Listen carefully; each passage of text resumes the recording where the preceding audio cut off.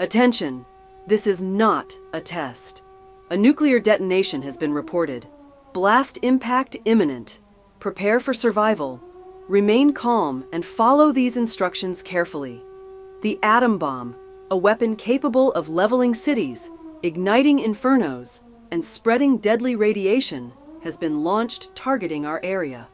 To survive, you must take immediate action. Prepare for the worst. If you heard this alarm, would you know what to do? For the people of the 1950s, this wasn't science fiction. It was their everyday reality. They lived in the shadow of atomic warfare, constantly preparing for the unthinkable. But how do you prepare for something no one had ever faced before? That's where the US government stepped in. With the fear of nuclear annihilation spreading across America, they released survival guides, instructional films, and detailed advice for citizens to stay alive if the bomb ever dropped. Today we're stepping back in time to explore these guides. How realistic was their advice? Would anyone survive if they'd taken it? And what can it tell us about the fears of the atomic age? Knowledge is survival. The clock is ticking. Begin preparation now.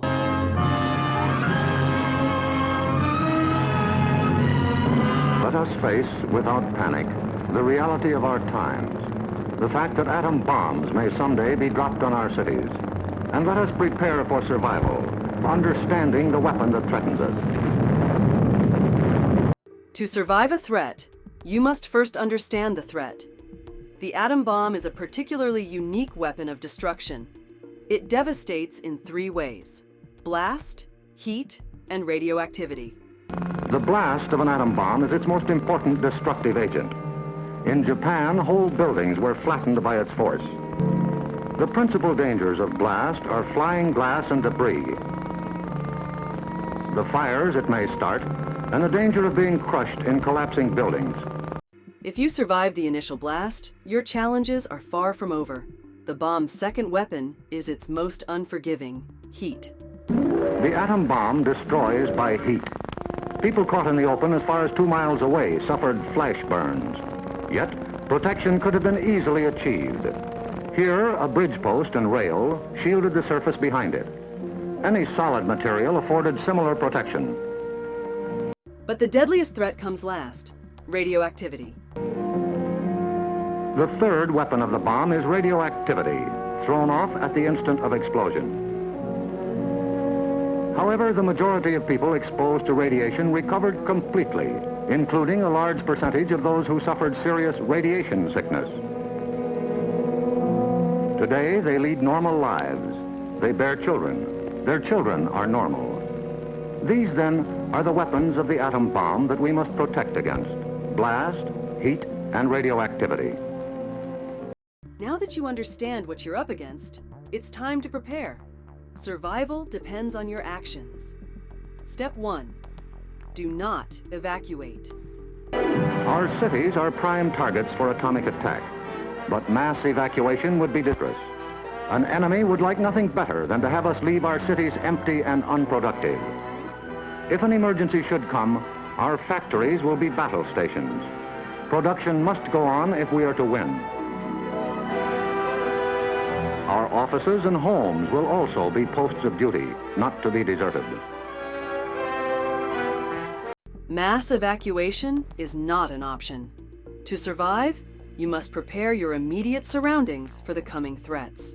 Your home, office, or nearest shelter must become your safe haven. The first job is to look over your own home for shelter possibilities. If you live in a private home that is well built, the cellar is the safest place to be. The lower you get, the more barriers there are likely to be against blast, heat, and radioactivity. If your home has no basement, don't panic. Survival is still possible. Choose a shelter area that minimizes exposure to flying debris and radiation. If you live in a home that has no basement, choose a shelter area without windows on the ground floor. An interior hallway is probably best. In time of emergency, the shelter area should be cleared of mirrors and other objects that might cause injury. Once you've found your shelter, it's time to prepare it, to withstand the blast or to be blown away with you inside. Select the basement wall nearest the probable target area of your city. If the house is blown over, it will most likely fall away from this wall. If you have a workbench or strong table big enough to get under, move it into your shelter area near a wall or strong supporting column. If the time comes when you actually have to take shelter, lie under the table. Don't forget about locating shelters near where you work. This may be the difference between life and death. Step 2. Equip your shelter by keeping good habits.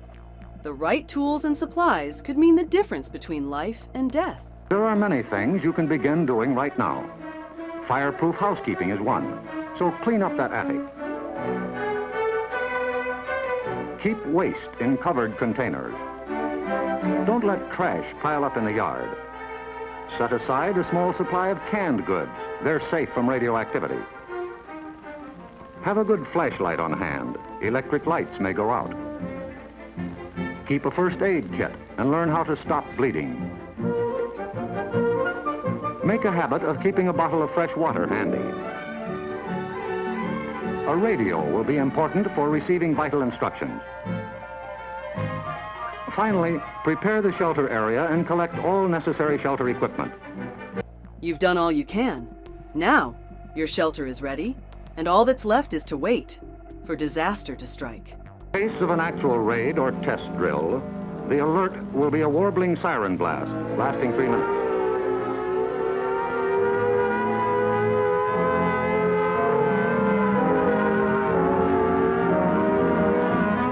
Once you hear the siren, you have to act fast to survive. Pull down the shades or blinds and close the drapes against flying glass. Turn off the burners of your gas or electric stove. Disconnect any heating elements, such as electric irons, hot plates, or bathroom heaters. Close all outside doors, but leave them unlocked. Turn off the gas or oil burners. And get to shelter as fast as you can.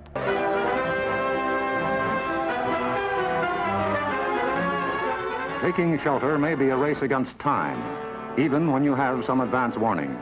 But you may not always have the luxury of a warning. To survive, you must learn to recognize the signs of an attack and be ready to take shelter, anytime, anywhere. The sky would suddenly light up. If a doorway is right at hand, use it. If the nearest shelter is more than a couple of steps away, fall to the ground immediately. Flying glass and debris are immediate dangers, so stay where you are until you're sure it's safe to move.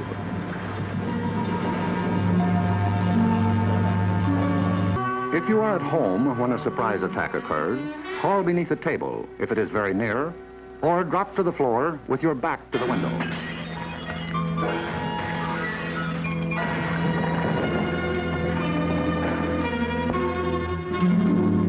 Shelter in place until you're told otherwise. The danger will be over soon enough. The immediate danger is over in about a minute, unless the explosion occurred near the ground or water. In this case, radioactive materials are trapped in the particles of dirt or water thrown up by the explosion. When these particles fall back to Earth, they may be dangerous. So get indoors immediately after a ground-level explosion. Cover broken windows against radioactive dust with blankets or cardboard. Civil defense radiological teams, equipped with radiation survey meters, will check on contamination in any bombed area.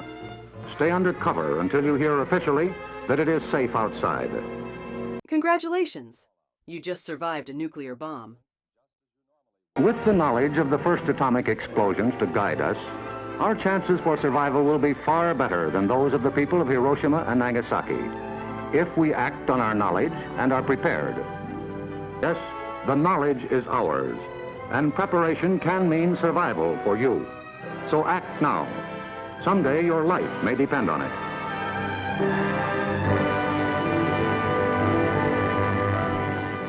Congratulations. According to the advice of the 1951 U.S. government, you just survived a nuclear bomb. But how realistic was this guidance? Could families really block radioactive fallout with blankets and cardboard?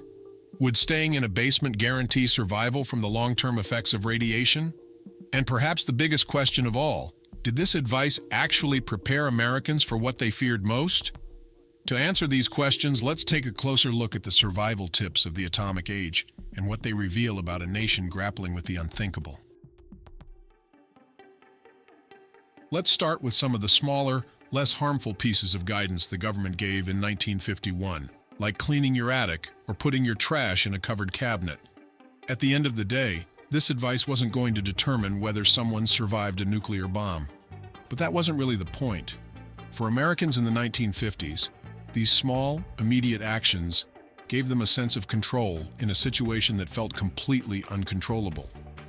In a world where atomic warfare loomed over daily life, even something as simple as organizing your trash felt like a step toward survival. Today, the threat of nuclear war still exists, perhaps even more so, with far more weapons in the world than in 1951. But you don't see the government telling us to clean our attics or stash trash in a container. The difference? The threat of nuclear war isn't woven into our daily lives today the way it was in the 1950s.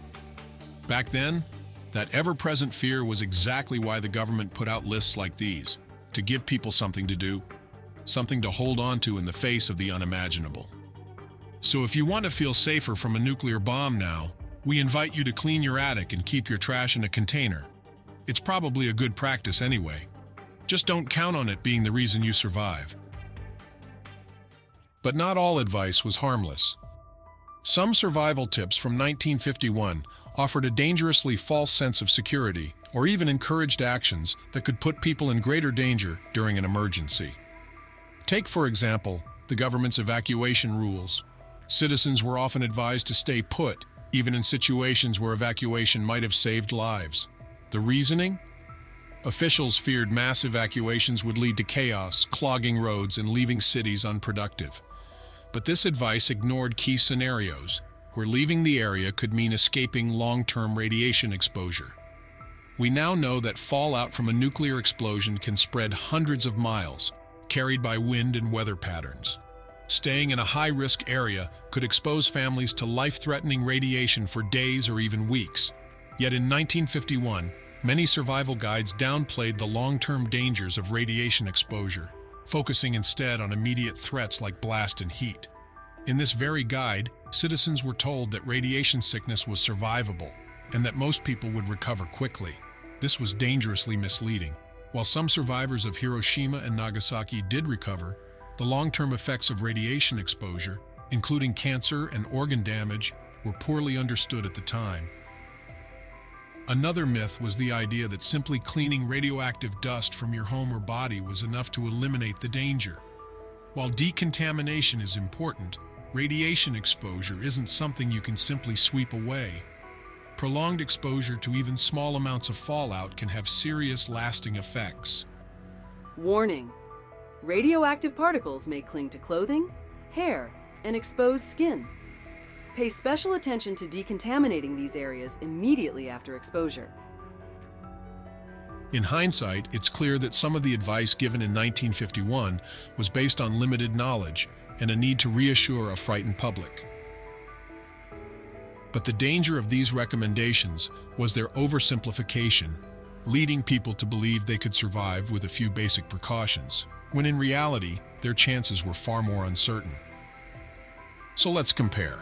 How did the 1951 survival checklist stack up against what we know today? And what can the differences tell us about how our understanding of nuclear threats has evolved? The official 1951 survival checklist. Advice for a nuclear attack tailored to the fears of the atomic age. Do not evacuate. Clean your attic and secure loose debris to minimize fire hazards. Store food and water in your basement. Pull down window shades and close drapes to block flying glass. Cover exposed skin to avoid flash burns. Wait for authorities to give the all clear before leaving shelter. The 1951 checklist reveals a government grappling with the unknown. It was designed to provide a frightened public with a sense of control, a way to feel prepared for the unimaginable. Today's guidance, shaped by decades of research and real-world experience, takes a more comprehensive approach to survival. Build a robust emergency kit with iodine tablets, N95 masks, and long-lasting food supplies. Identify sturdy enclosed shelter areas in advance, preferably underground or away from exterior walls. Know your evacuation routes and monitor fallout zone maps. Decontaminate thoroughly after exposure, paying special attention to hair, clothing, and skin. Plan for long-term disruptions to essential services like water, power, and communication. And most important, after disaster strikes, remember to shelter in place until told otherwise. In 1951, survival guides were written to reassure. Today, they're written to prepare. The contrast between these lists reminds us of how much we've learned and how much we still fear. Knowledge is survival. Preparation is everything. But in a world shaped by uncertainty, no checklist can guarantee your safety. Today, the threat of nuclear war feels more distant, but it hasn't disappeared. The weapons are more powerful, the stakes even higher, and the challenges more complex. Yet, just like in 1951, our greatest tool is knowledge, and our greatest danger is complacency. Looking back at these guides reminds us of the human desire to prepare, to adapt, and to endure. It's a sobering reminder of how far we've come, and how much we still have to learn. What do you think? Could you follow the advice from 1951 and survive a nuclear attack? Or does today's guidance give you more confidence? Let us know your thoughts in the comments below. And don't forget to subscribe for more deep dives into history, survival, and the unexpected stories that shape our world. Remember, the greatest threat is the one you don't see coming. Prepare wisely, survive boldly,